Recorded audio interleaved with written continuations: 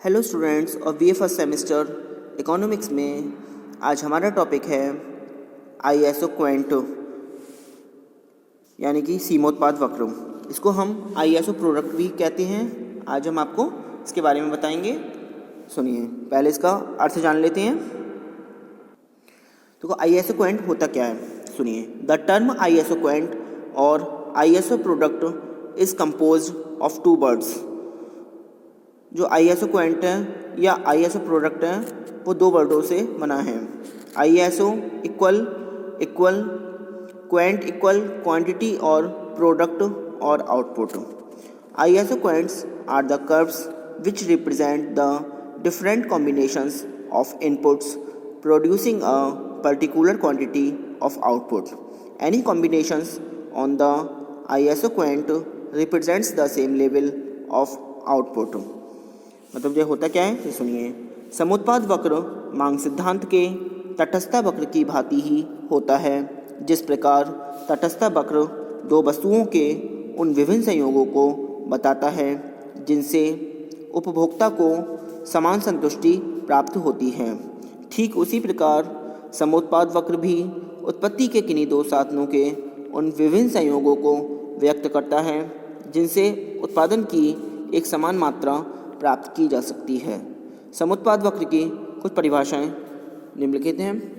अब डेफिनेशंस आ रही हैं, वो सुनिए। डेफिनेशंस ऑफ आईएसओ प्रोडक्ट और आईएसओ क्वेंट्स कर्व यानी कि समुत्पाद वक्र की परिभाषाएं। फर्स्ट डेफिनेशन है according to professor Kiersted, ISO product curve represents all possible combinations of the two factors that will give the same total product। यानी कि इसको हिंदी में सुनेंगे हम।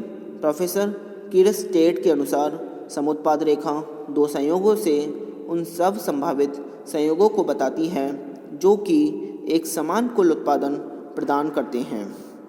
सेकंड डेफिनेशन है according to professor Bilas, they show the different combinations of the two resources with which a firm produce an equal amount of product। Professor Bilas के अनुसार समुत्पाद रेखाएं दो साधनों के उन विभिन्न संयोगों को प्रकट करती हैं जिनकी सहायता से एक फर्म वस्तु की एक समान मात्रा का उत्पादन कर सकती है।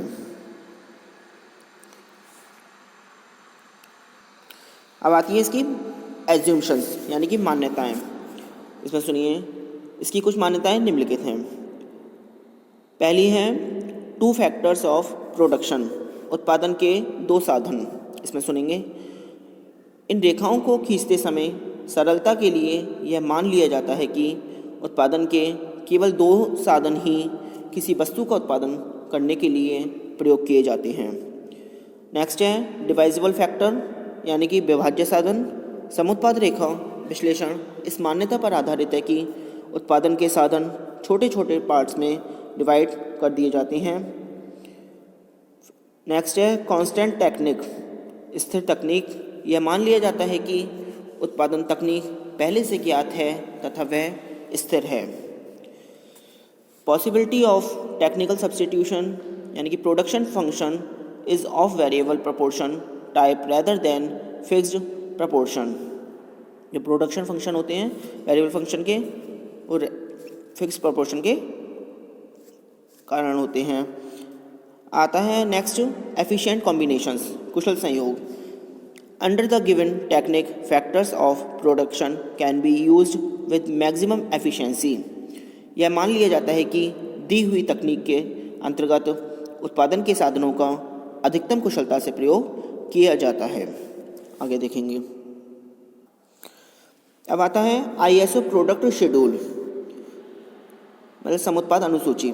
इसके दे रखी है, ये दे रखा है कॉम्बिनेशन संयोग, यूनिट्स ऑफ लेबर यानी कि श्रम की इकाइयाँ, यूनिट्स ऑफ कैपिटल पूंजी की इकाइयाँ, और आउटपुट ऑफ क्लॉथ मीटर्स यानी कपड़े दे रखा है मीटर्स में। पहला है एक कॉम्बिनेशन में मतलब यूनिट्स ऑफ लेबर है 1 और कपड़े की इकाई, कपड़े कितने हैं 200 मीटर, ठीक है। तब जब एक श्रम की इकाई है तो पूंजी की इकाई 15 है, 15 है, तो उसके द्वारा 200 मीटर कपड़े की से उत्पादित किया जा सकता है, उतना ही कपड़ा 2 इकाई श्रम तथा 11 इकाई पूंजी द्वारा उत्पन्न किया जा सकता है। इसी प्रकार उतना ही कपड़ा 3 श्रमिक व 8 इकाई पूंजी के द्वारा प्राप्त किया जा सकता है। इसी प्रकार 200 मीटर कपड़ा उत्पन्न करने के लिए श्रम व पूंजी के बहुत से संयोग प्राप्त कर सकती हैं, जैसा कि इस सारणी में दिया गया है, इस टेबल में दिया गया है। आगे देखिए, इससे हम डायग्राम बनाएंगे। ये डायग्राम आता है आईएसओ कोएफिशिएंट कर्व का। इसमें सुन लीजिए, ये रखिए नीचे यूनिट्स ऑफ लेबर और इधर साइड में रखिए यूनिट्स ऑफ कैपिटल। जब यूनिट्स ऑफ लेबर में कितनी 1 यूनिट ऑफ लेबर है तो उस पर 15 यूनिट्स ऑफ कैपिटल है, मतलब 1 श्रम की इकाई पर 15 पूंजी की इकाई हैं, 2 श्रम की इकाई पर 11 पूंजी की इकाई हैं, 3 पर 8 हैं, 4 पर 6 हैं और 5 पर 5 हैं। ये दे रखा है, ठीक है। आगे देखिए, अब आता है आईएसओ कोएफिशिएंट मैप, समुत्पाद वक्र मानचित्र। इसमें सुनिए, एक उत्पादक या फर्म के लिए एक नहीं बल्कि अनेक समुत्पाद वक्र हो सकते हैं। प्रत्येक समुत्पाद वक्र उत्पादन की विभिन्न मात्रा को व्यक्त करते हैं। 100 मीटर, 200 मीटर, 300 मीटर, 400 मीटर आदि। जब कई समुत्पाद वक्र एक उत्पादक या फर्म के लिए उत्पादन की विभिन्न समान मात्राओं को व्यक्त करते हैं। इस चित्र में दर्शाया जाता है कि तब हम इस चित्र को समुत्पाद वक्र मानचित्र कहते हैं, यानी कि आईएसओ कोएफिशिएंट मैप या आईएसओ प्रोडक्ट कर्व मैप कहते हैं। प्रत्येक दाईं और प्रत्येक राइट साइड वाला समुत्पाद वक्र उत्पादन की अधिक मात्रा को बताता है, जैसा कि इस चित्र में बताया है। आगे देखिए, अब इसकी कुछ प्रॉपर्टीज़ हैं, यानी कि विशेषताएं, वो सुनिए। पहली है isoproduct curves slope downward from left to right, मतलब समुत्पाद रेखाओं का ढलान ऊपर से नीचे या बाएं से दाएं नीचे की ओर होता है। इसमें सुनिए, When we increase labor, we have to decrease capital to produce a given level of output. सामान्यतः समुत्पाद वक्र का ढाल बाएं से दाएं नीचे की ओर होता है अथवा ऋणात्मक ढाल हो सकता है, नेगेटिव ढाल। इसका आशय यह है कि एक फर्म यदि किसी साधन की आर्थिक इकाइयों का प्रयोग करना चाहती है तो एक समान उत्पादन प्राप्त करने के लिए उसे दूसरे साधन की कम इकाइयों का प्रयोग करना होगा, जैसा कि इस चित्र में बताया है।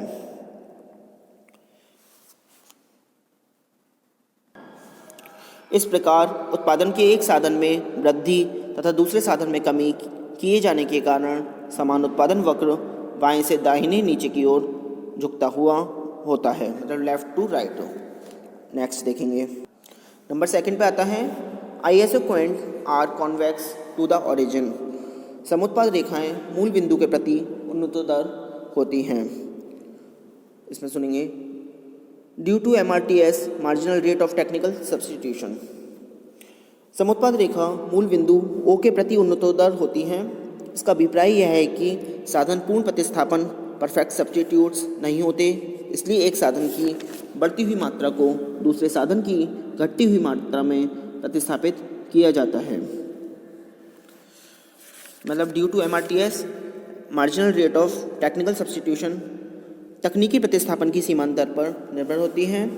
MRTS इक्वल होता है delta L upon delta C। MRTS of V equal 12 - 8/2-1, यानी कि 4/1 = 4। प्रायः उत्पादन के साधन एक दूसरे के स्थानापन्न होते हैं। उत्पादन की मात्रा स्थिर रहने की स्थिति में उत्पादन के साधन विशेष की किसी अन्य साधन को प्रतिस्थापित करने की क्षमता को तकनीकी प्रतिस्थापन की सीमांत दर यानी कि marginal rate of technical substitution कहते हैं। इसमें सुनेंगे जैसे ये दे रखा है, टेबल दे रखी है कॉम्बिनेशन, ए कॉम्बिनेशन में 1 यूनिट ऑफ कैपिटल है, लेबर है units of labour 12, MRTS dash लगेगा। बी में unit of capital 2, unit of labour 8, C unit of capital 3 तो यूनिट ऑफ कैपिटल 5, डी में यूनिट ऑफ कैपिटल 4 और यूनिट ऑफ लेबर 3, ई में units of capital 5 और units of labour 2। MRTS पहले में तो कुछ नहीं आएगा, फिर दूसरे में 12 - 8 यानी 4, फिर 8 - 5 3, फिर 5 - 3 2, फिर 3 - 2 1। ये हो गई। आगे देखिए नंबर 3 आता है 2 ISO product curves never cut each other, मतलब समुत्पाद रेखाएं कभी एक दूसरे को नहीं काटती हैं। इसमें सुनिए, if 2 ISO curves intersect each other, a single combination of two factors produces two levels of output। विभिन्न समुत्पाद वक्र विभिन्न उत्पादन के स्तर को प्रदर्शित करते हैं। सबसे नीचे का वक्र सबसे कम और सबसे ऊपर का वक्र सबसे अधिक उत्पादन प्रदान करने वाला होता है। यदि एक वक्र दूसरे वक्र को काटता है तो इसका अर्थ यह हुआ कि एक ऊंचे समुत्पाद वक्र तथा एक नीचे समुत्पाद वक्र द्वारा एक समान उत्पादन मिलता है, परंतु यह ठीक नहीं है क्योंकि उत्पादन वक्र जैसे जैसे नीचे से ऊपर की ओर चलता जाता है उसे अधिक उत्पादन मिलता है।